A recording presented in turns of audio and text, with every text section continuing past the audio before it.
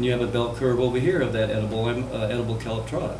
It's another edible amanita, but sometimes they look a little, so when the two bell curves kind of overlap, that's where you can have a problem.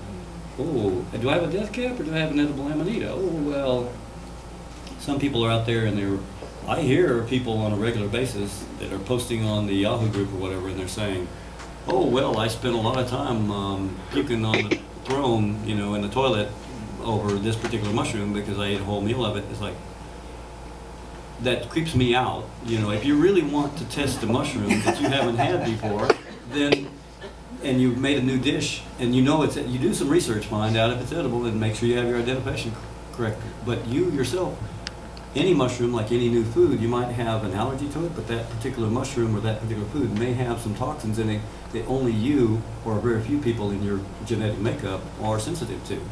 And so there is a deadly poisonous mushroom that's out there called a sulfur tuft. And I love using this as an example because you can taste that mushroom, and when you taste that mushroom, out of this whole room, probably 3 or 4 of you will say, like me, oh, that's so buttery, oh, it tastes wonderful. And all the rest of you are going to go, you guys are faking it, oh, that tastes horrible, that's the most bitter or crappy thing I ever tasted. It's because most of you are going to think it tastes bitter. 3 or 4 of us will think, oh, that's so buttery.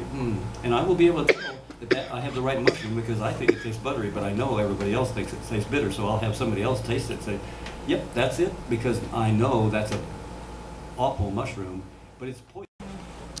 Death caps. This is the deadliest mushroom in the world. It kills more people than all the other mushrooms put together. This mushroom grows wild in the hill country, all around the Oakland, East Bay, and I think in San Francisco, all around the Bay Area.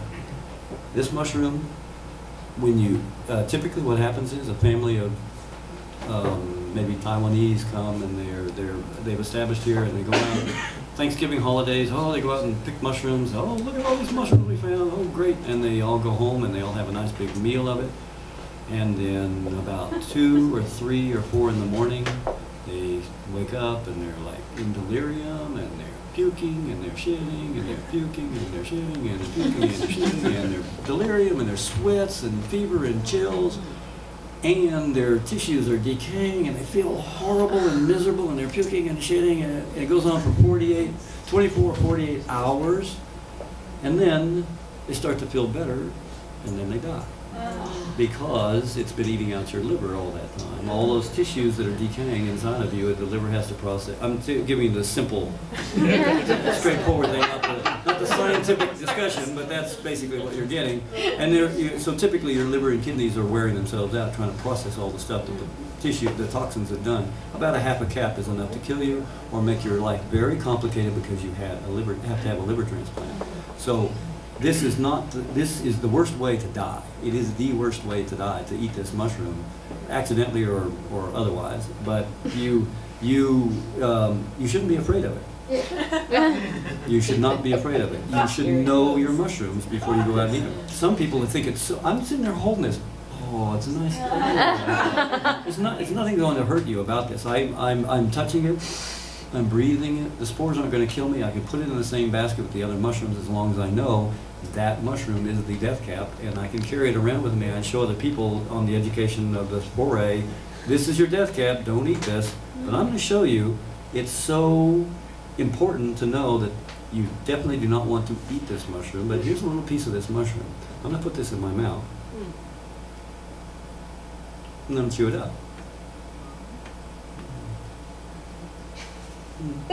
Tastes good. I'm going to take it out of my mouth. I'll find some place to put all the excess and so forth. But then I'm going to rinse my mouth out. And I'm fine. But I did not eat the mushroom. I tasted it. Taste is a very important characteristic for your... I know this may seem... I see... Oh my God! I'm not being as bold as it may seem. I'm demonstrating that you should not be afraid of mushrooms. This is the deadliest mushrooms, killed more mushrooms than anyone else, but you need to know your mushrooms, know what you're doing. I would never even want to try to cook this so people could taste it as a cooked mushroom because I would be absolutely paranoid that somebody might make, oh, somebody cooked up some stuff. Not everybody's looking and somebody walks in, oh, you cooked some mushrooms, let me eat some of that. That would be horrible. So I'm doing it only with a raw mushroom, which you should never eat a raw mushroom of any kind. Morels is one of the best mushrooms out there, but you can't eat them raw because they have rocket fuel in them that if you eat it raw, it off-gasses in your stomach and poisons you. Otherwise, you can cook them and it off-gasses over the stove. So. Wow. That wasn't going to be how we were going to end, but thank you, Ken. You're welcome. Thank you all. Eric has some snacks for us on the way out. Do you want to briefly talk about what you have there? We've got using the Trumpet Royale or King Trumpet, a little sort of mushroom ceviche with a sort of a coconut dressing and avocado and some yummy stuff on, and we have some matsutake infused sake, where you take very paper thin slices of matsutake, pour some warm sake over it, cover it, and hopefully it's still slightly warm, and it's wonderful. One last comment I want to make is 30 years ago in California, you buy jug wine, they come in gallons. Today, California wine is wonderful. So this, our mushroom basically is the fine wine right now. Yeah. So we have a little more sophisticated palate, Yeah. so we can define the more subtlety of the taste, the earthiness, and the texture. I think it's a really wonderful addition to your regular diet. These folks are pioneers. Everybody here is a pioneer. They've been doing this for many, many years. You can hear this. Now, mushrooms have become so popular that everyone is able to get in on the thing, but you have to, you want to be able to join the pioneers because everything you do now is something new. It's a pioneering field. It's like tulip mania in 1600. Now everybody can grow tulips, but back then it was worth a house, one bowl. Yeah. It's the same thing. Sometimes you hear how wonderful these mushrooms are.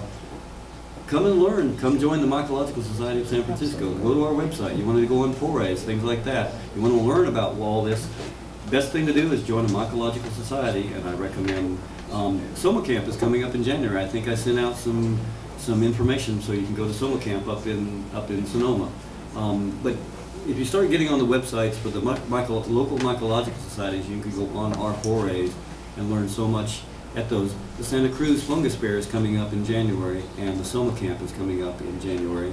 And then in the spring, there will be morel field trips going to the Sierras to pick burn morels. And if you've never been burn morel picking, when it's a good year and all the factors hit just right, you'll go up and you'll see a terrain that's completely blackened, totally dead, pine trees standing upright in perfect conditions. They dropped all their pine needles, and it's a pine needle mulch, and the only living thing you see, besides a few fiddlehead ferns coming up, is a carpet of little Gumby Christmas trees of morels everywhere as far as you can see.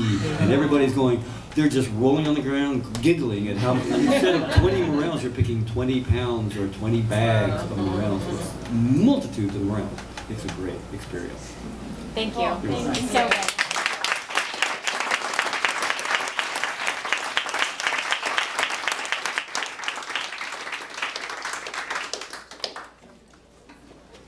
So if you guys want to come up and take a closer look at any of the mushrooms that we have, you're welcome to.